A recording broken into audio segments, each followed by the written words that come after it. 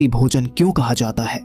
यह एक प्राचीन कथा है जो पुराणों की गहराइयों में छिपी हुई है। इसमें अमृत की दिव्य बूंदें, असुर का काला रक्त और हमारे प्रभु जगन्नाथ का अनंत प्रेम सब कुछ मिलकर एक ऐसा सबक देते हैं जो दिल को छू जाता है और जीवन बदल देता है। उड़ीसा की पवित्र भूमि पर पुरी से कुछ दूर नीलाचल नाम का एक छोटा सा गांव बसा था। गांव के बाहर खेतों के किनारे एक साधारण मिट्टी की कुटिया में माधव रहता था। वह एक मेहनती किसान था। दिन भर खेत जोतता, बीज बोता, फसल की देखभाल करता। शाम ढलते ही थका मांदा घर लौटता, चूल्हा जलाता, चावल दाल सब्जी बनाता और उसमें हमेशा प्याज और लहसुन डालता। गांव वाले कहते, माधव भैया, ये दोनों चीजें तो ताकत की खान हैं, बीमारियां दूर भगाती हैं। माधव भी यही मानता, लेकिन रात होते ही उसका मन बेचैन हो उठता। वह जगन्नाथ की छोटी सी तस्वीर के सामने बैठ जाता, हाथ जोड़कर बुदबुदाता, हे जगन्नाथ, मैं तुम्हारा नाम रोज लेता हूं, भजन गाता हूं, फिर मेरे मन में इतना क्रोध, इतनी उदासी क्यों? भक्ति के बावजूद शांति क्यों नहीं मिलती? एक शाम की बात है। आकाश में घने काले बादल छाए थे, तेज हवा चल रही थी, बारिश की बूंदें गिरने लगीं। माधव खेत से लौट रहा था। रास्ते में पुराना पीपल का पेड़ था। उसके नीचे एक बूढ़ा साधु बैठा था, सफेद वस्त्र पहने, लंबी जटा, हाथ में कमंडल, आंखें इतनी गहरी कि लगता था सदियों की सारी कहानियां उनमें समाई हैं। माधव ने हाथ जोड़े, बाबा, बारिश तेज हो रही है, मेरी कुटिया में चलिए, कुछ गरम खा लीजिए, आराम कर लीजिए। साधु ने मुस्कुराकर देखा। उनकी मुस्कान में एक अजीब सी शांति थी। बेटा, मैं चलूंगा, लेकिन पहले बताओ तुम्हारे घर का भोजन कैसा है? क्या उसमें प्याज और लहसुन डाला जाता है? माधव ने कहा, हाँ बाबा, रोज डालता हूं, बिना इनके स्वाद ही नहीं आता। साधु ने गहरी सांस ली। माधव, यही तो हर्ज है, ये राक्षसी भोजन है। इनकी जड़ें एक बहुत पुरानी कथा से जुड़ी हैं, समुद्र मंथन की कथा, और वह कथा हमारे प्रभु जगन्नाथ से सीधे जुड़ी है। अगर तुम्हारा मन तैयार है तो सुन लो। ये कथा सिर्फ सुनने की नहीं, जीने की है। माधव की आंखों में जिज्ञासा जागी। वह साधु को कुटिया में ले आया, चूल्हा जलाया, चावल दाल और सब्जी बनाई, उसमें प्याज लहसुन डालकर। साधु ने भोजन देखा और बोले, बेटा, मैं यह नहीं खाऊंगा, मुझे सिर्फ फल दे दो। माधव ने पूछा, बाबा, क्या गलती है इनमें? साधु ने कहा, गलती नहीं, रहस्य है, आओ बैठो, आज मैं तुम्हें पूरी कथा सुनाता हूं। रात गहरा गई, बाहर झमाझम बारिश पड़ रही थी। छोटी कुटिया में एक तेल का दिया जल रहा था। उसकी रोशनी में साधु की आंखें चमक रही थीं। कथा शुरू हुई।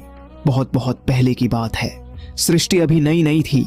देवता और असुर दोनों अमृतत्व की लालसा में जल रहे थे। देवता कमजोर पड़ रहे थे, असुरों की ताकत बढ़ती जा रही थी। देवराज इंद्र ने भगवान विष्णु के चरणों में सिर झुकाया। प्रभु, हमें अमृत चाहिए, वह अमृत जो हमें अमर बनाए, जो हमें असुरों के हाथों से बचाए। विष्णु ने मुस्कुराकर कहा, अमृत क्षीर सागर की सबसे गहरी तह में छिपा है, उसे निकालने के लिए समुद्र मंथन करना होगा, लेकिन अकेले देवता नहीं कर सकते, असुरों की मदद लेनी होगी। देवताओं ने असुरों से बात की। असुर राजा बलि सहमत हो गए, लेकिन शर्त रखी, अमृत मिले तो आधा हमें मिलेगा। मंथन शुरू हुआ। मंदराचल पर्वत को मठनी बनाया, वासुकी नाग को रस्सी। देवता एक तरफ खींचते, असुर दूसरी तरफ। समुद्र हिलने लगा। पहले निकला हलाहल विष, ऐसा घातक कि पूरी सृष्टि जल सकती थी। देवता घबरा गए।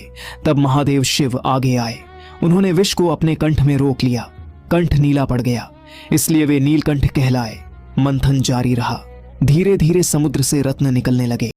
ऐरावत हाथी, कामधेनु गाय, पारिजात वृक्ष, अप्सराएं, लक्ष्मी, चंद्रमा और अंत में अमृत का स्वर्ण कलश। कलश देखते ही असुरों की आंखें लाल हो गईं। वे कलश छीनने दौड़े। देवता डर गए।